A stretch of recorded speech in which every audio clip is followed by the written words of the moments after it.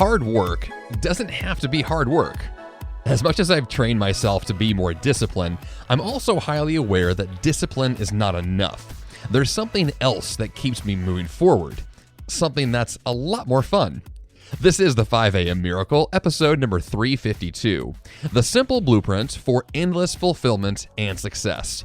Good morning, I am Jeff Sanders, and this is the podcast dedicated to dominating your day before breakfast.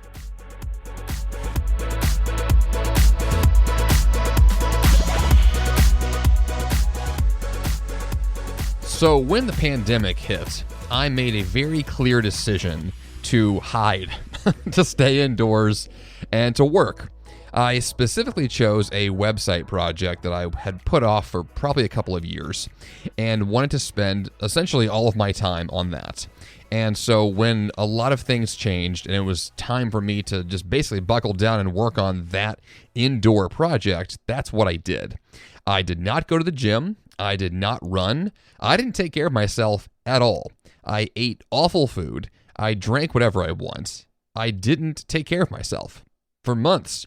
This went on for at least 3.5, almost 4 months of staying indoors, doing the COVID thing of trying to isolate to the best of my ability.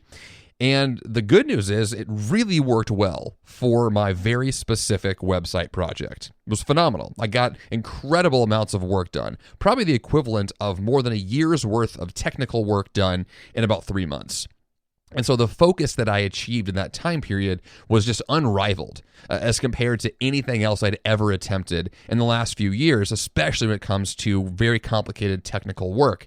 It's the kind of work that requires focus. And so me making the very clear intentional decision to focus on just one thing provided phenomenal results. And I'm very happy with what happened there. But there was a very clear trade-off. And that trade-off was that I made probably a poor choice in a lot of ways to intentionally neglect my health. In fact, I took it kind of to the extreme, which is typical Jeff Sanders stuff, where I just said, forget it, I'm not even going to try at all. Which, for a little while was fine because I had come into that time period in pretty good shape. So I had built up some reservoirs, right? Some resources. So I felt good for the first probably 6 weeks or so. But as the pandemic continued and I realized I'm going to be indoors a lot longer than I thought, I began to get a little more unhealthy. My muscles began to atrophy a little more. I was a little more tired, a little more beaten up.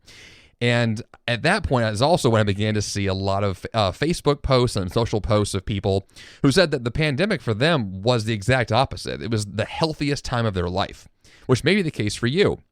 Maybe since the pandemic hit, you are better now than you've ever been when it comes to your personal health. I did the exact opposite, right? I hunkered down and did work. Well, then after I finished that project, about 3.5 months of work, it was all completed.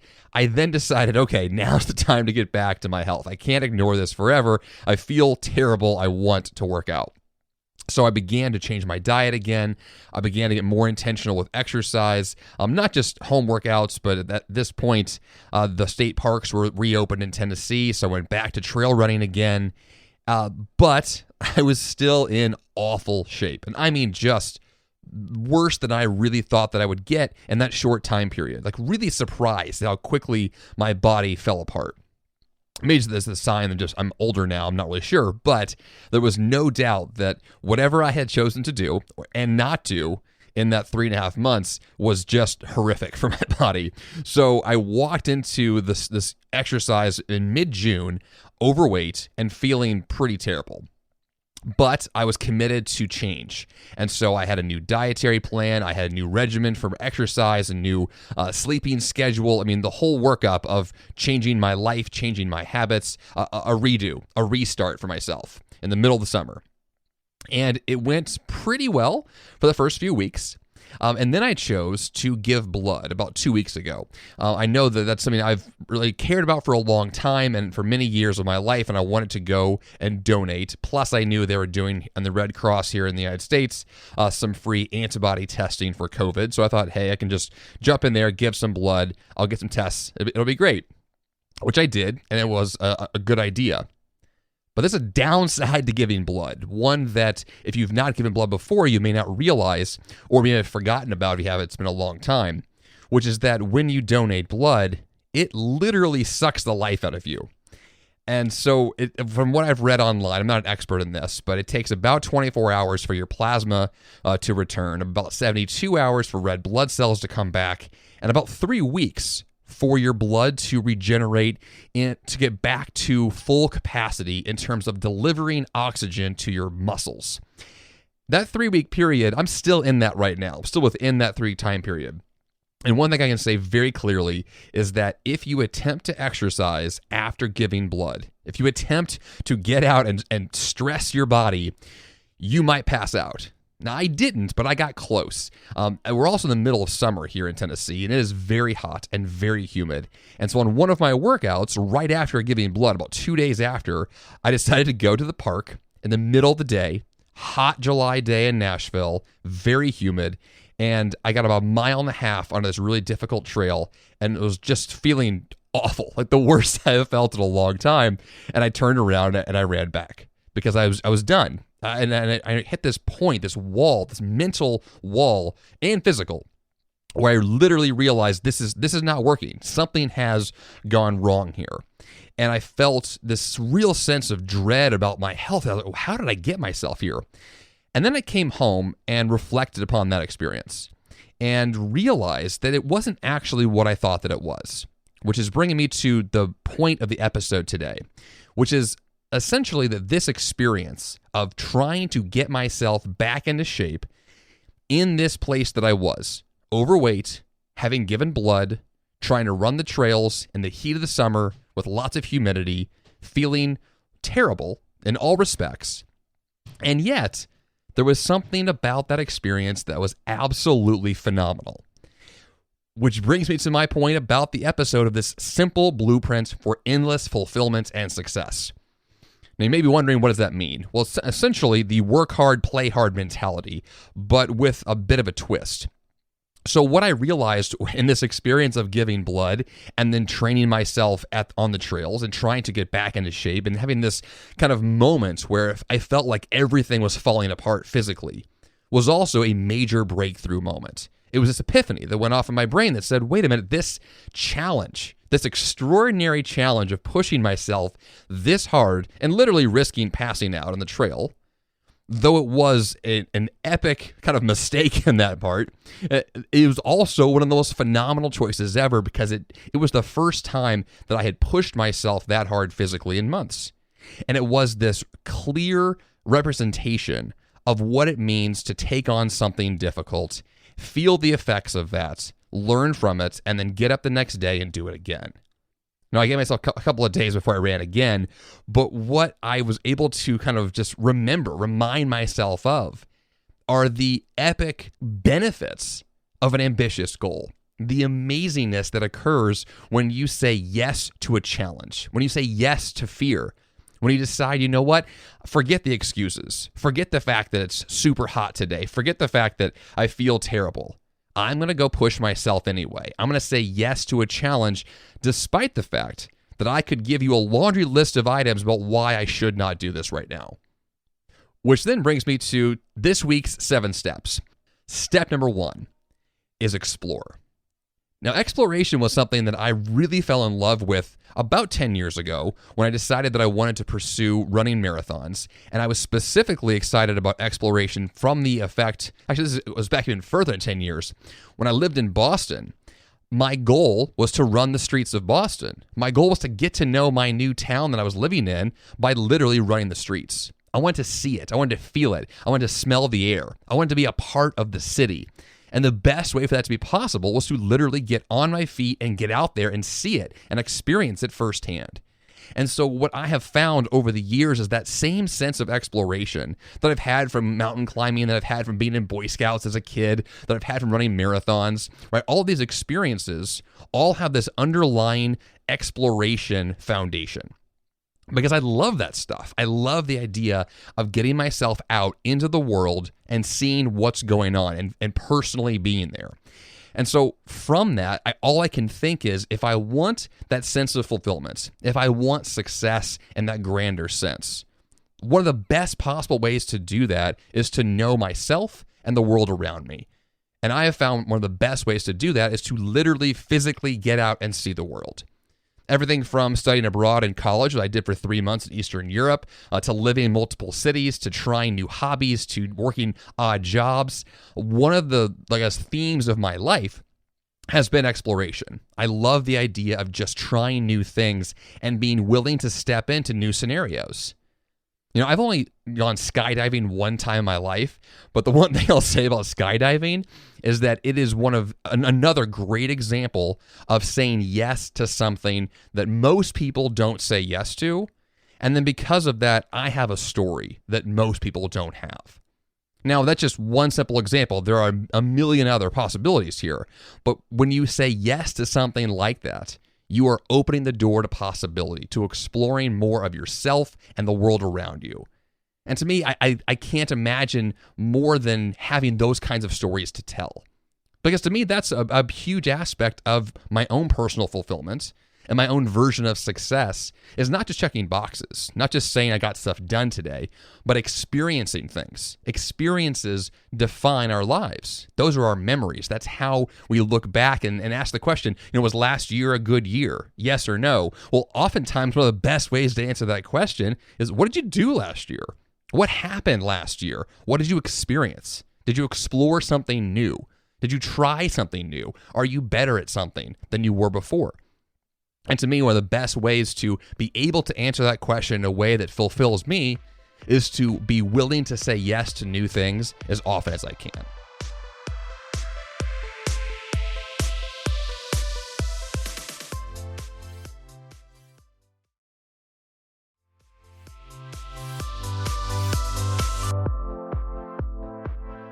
Number 2, and this ties directly to number 1, which is to set ambitious goals. This is also a running theme of this podcast and one of my entire life, and one that I cannot ever seem to escape because it draws me back in all the time, which is that I want to set and achieve goals that not just scare me, but goals that are ambitious in the sense that they challenge me to grow into a bigger and better version of myself.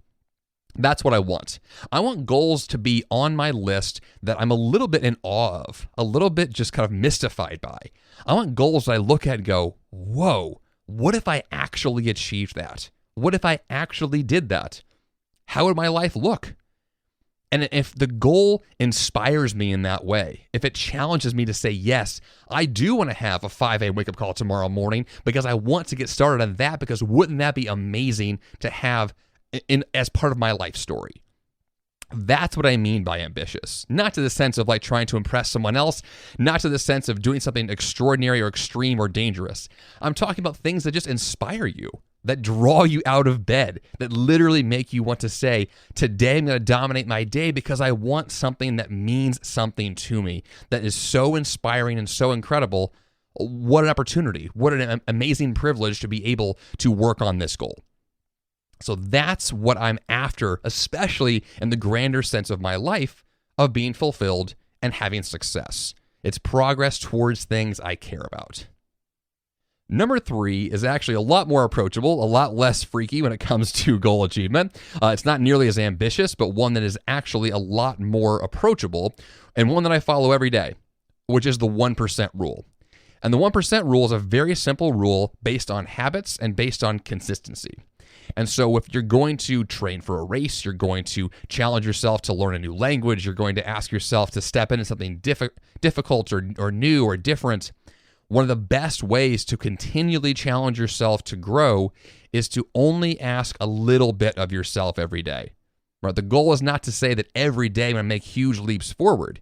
Right? An ambitious goal doesn't have to be ambitious every day. It's just ambitious in the long run.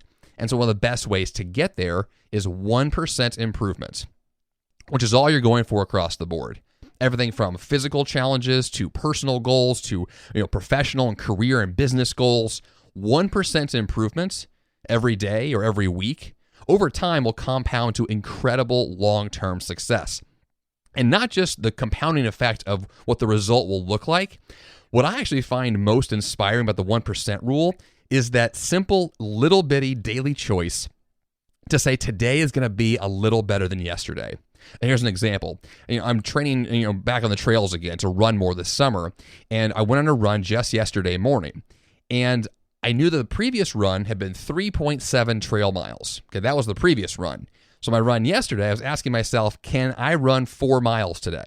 Can I just push a little further from a 3.7 to 4.0? It's a small increment, a little bit of a change, but that's all I want today. And I did it. And I felt really good about it. And I know now that my next run tomorrow will be a little further.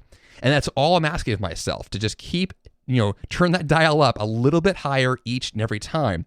And over time, yes, I'll get back to the distance that I want to get to. Half marathon, full marathon, whatever the case is. Right? The goal here is not to say that by next weekend, I'm going to be an ultra endurance athlete. I may get there over time, sure. I'll get back to there. I used to be there before. But my only real objective going forward is just that little 1%. And I know based on my previous habits that works. I know from my own past, goal achievement schedules and checklists that that's all it takes. And it's the same for you as well. Whatever it is you're trying to do, you're not asking too much of yourself on any given individual day. You're just asking yourself to give a little bit more. And with a little bit of patience tied into this, you will see over time that this adds up in a really big way. Number 4, and this is the one that I alluded to in the very top of the show this week. Number 4 is to prioritize having fun.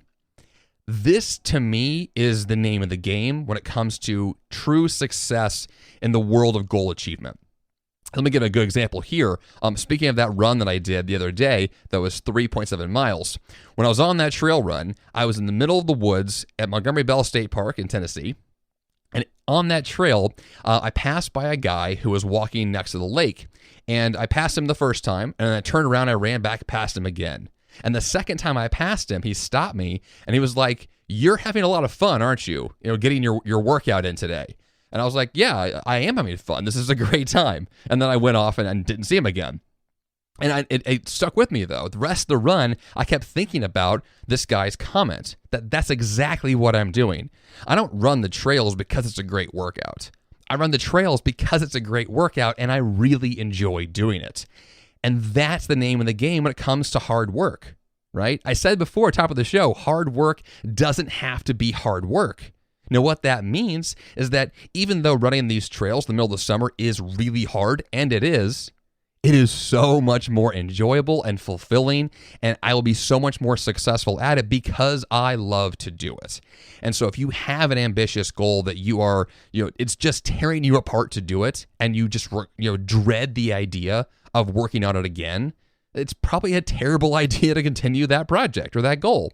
It's a much better idea to choose something that not just inspires you, not just looks good on paper, but literally you enjoy the process of doing it. Because goal achievement is not about the finish line. It is about the process to get there. I don't run marathons for medals. I don't do races so I get a photograph at the end of the race, right? I don't do it for that. I do it because I love to run. Running is the thing that I'm after, not finish lines, not medals. And that's what you have to think of when it comes to these goals you're after. Do you love the process? And if the process itself doesn't inspire you, if the process is exhausting and requires extraordinary discipline and does not have any fun built in, it's not a good goal. Or it's gonna suck. The whole thing is gonna be so hard. You might be proud of yourself afterwards. It's possible you'll be thankful you did it. That's true. Sometimes in life that's required. But when you have the option to opt into fun, to build in enjoyment and joy in the process, so much better. Like, that's what I live for. Now, there's a reason why the name of my academy that I sell is called the Rockin' Productivity Academy.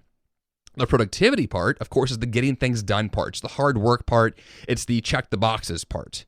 But the rockin' aspect, rockin' productivity, that's the fun. That's the enjoyment.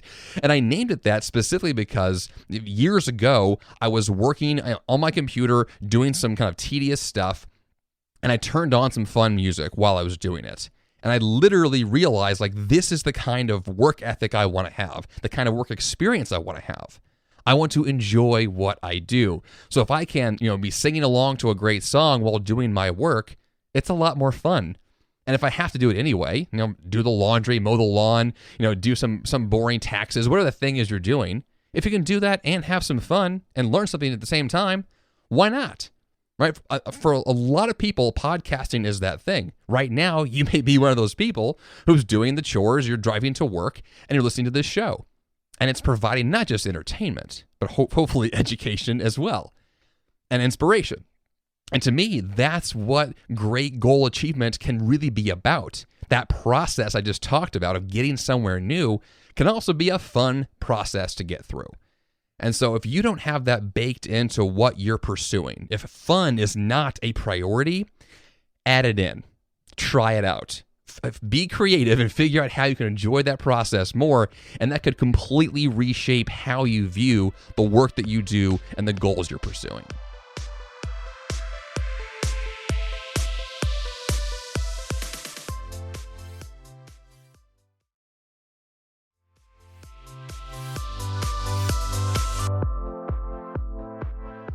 Now, number 5 on our list this week of the simple blueprint for endless fulfillment and success is to acknowledge that your fulfillment is on the other side of your greatest fears.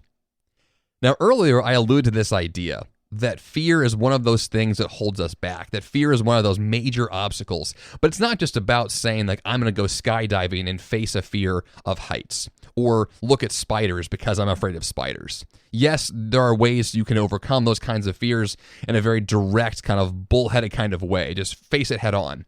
And facing fears head on is definitely effective.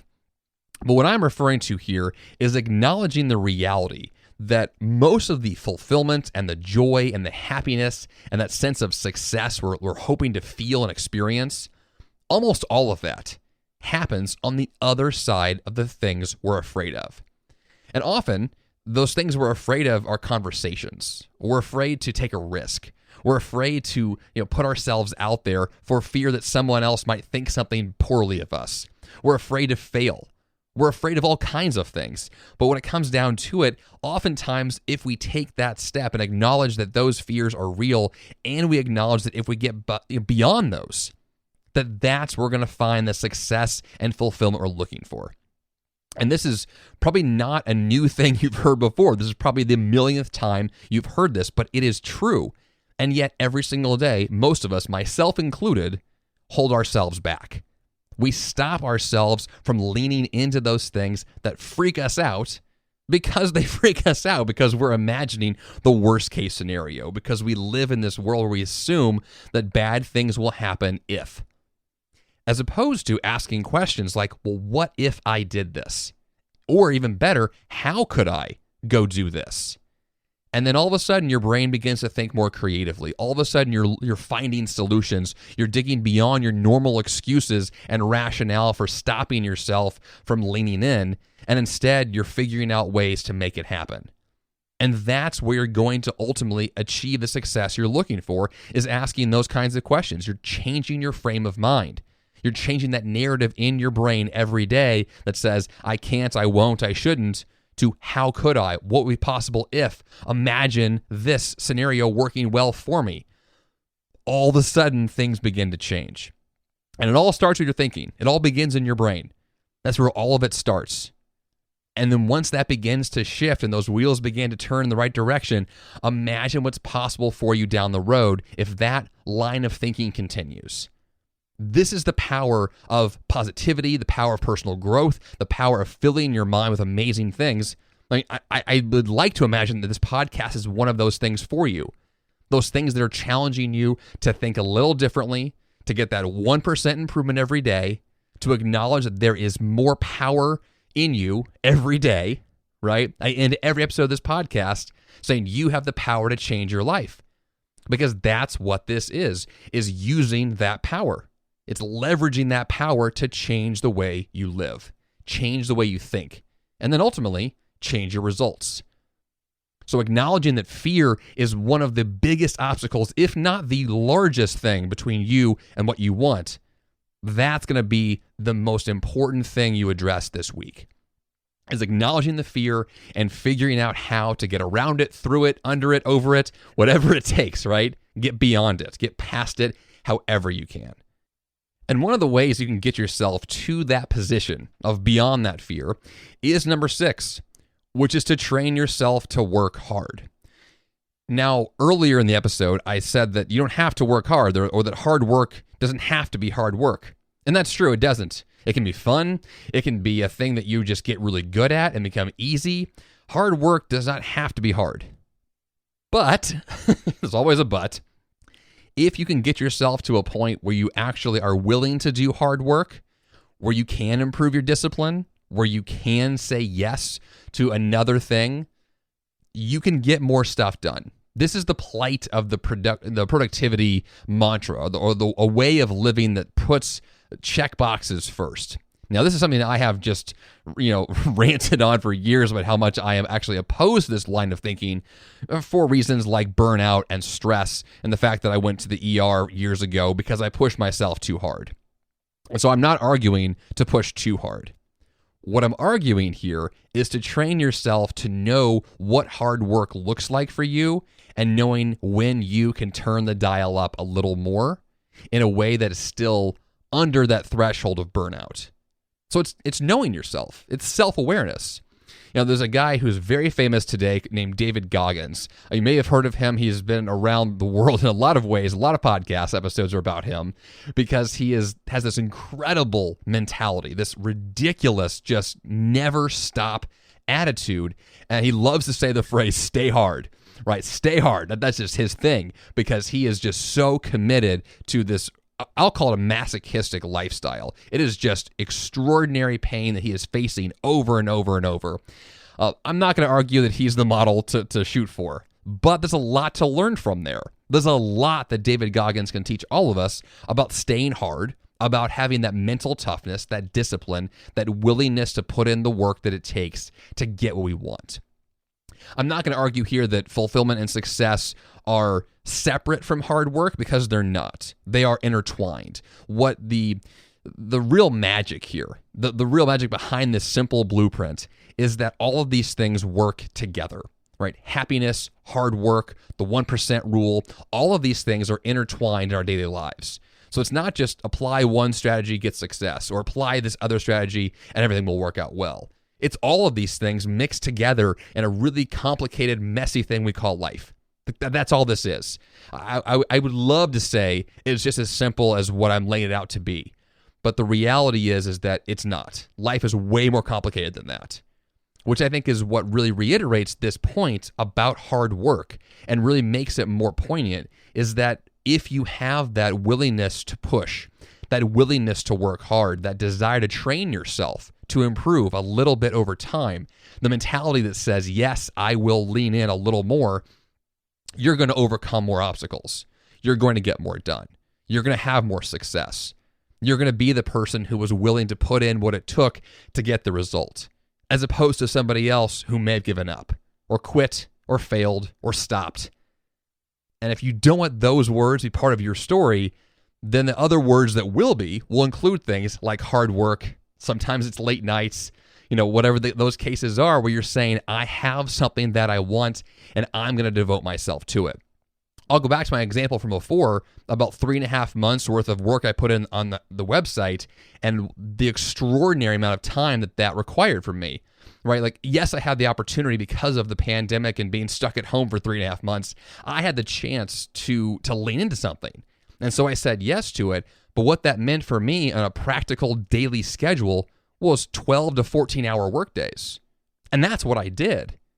Intermixed with me watching my daughter, who had no daycare for a long time. But it was this constant desire for me saying, I have this thing to work on, and the second that I have the chance to get back to it, I'm going to get right back to it.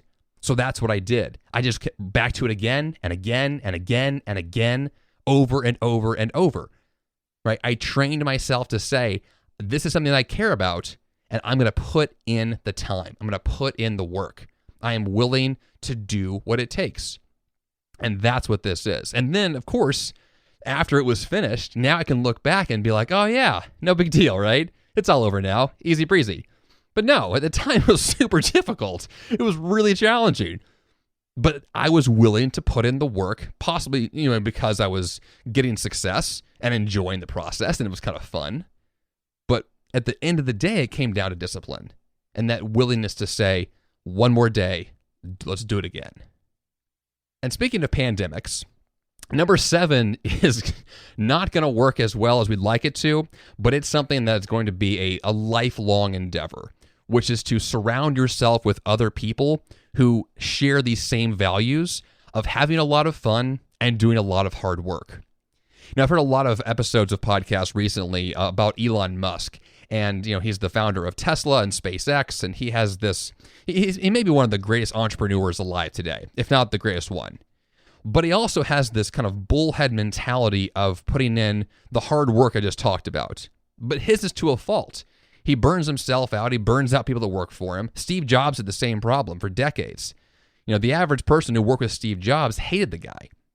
We all look up to him now. It's easy to do so because of what he achieved, but the people that knew him face to face did not like him.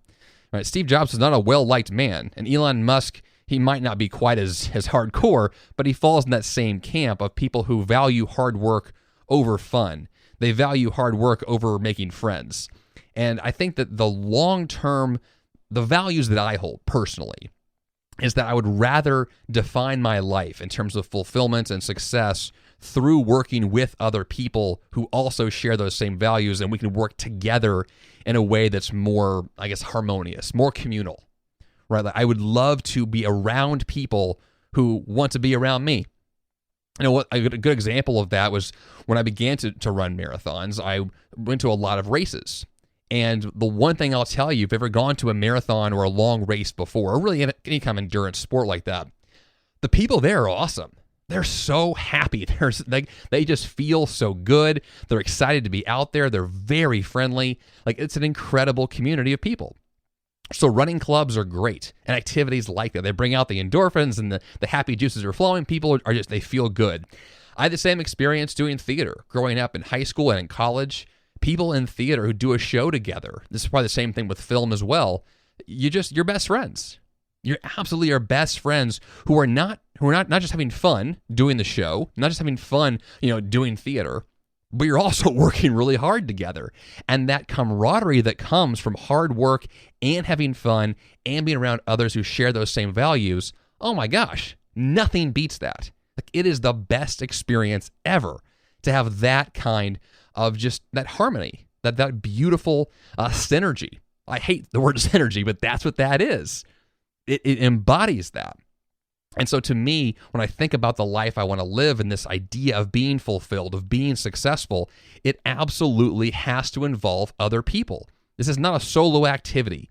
It may seem like that in the case of COVID, we're stuck at home, but the reality is that when we can get together, when we can intermingle again in a safe and healthy way, having people around us who we value and who value us, nothing beats that. And that's the goal.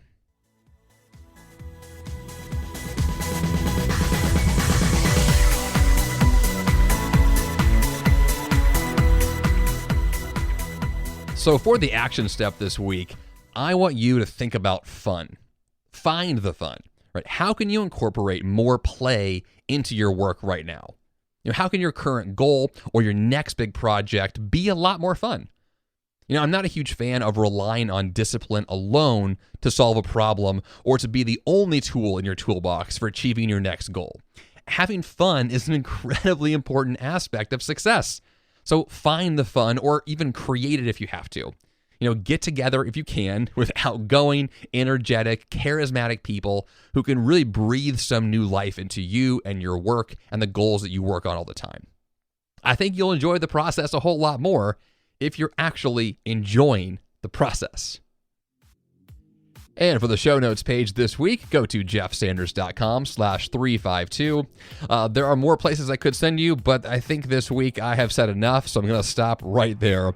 That's all I've got for you this week here on the show. Until next time, you have the power to change your life, and the fun begins bright and early.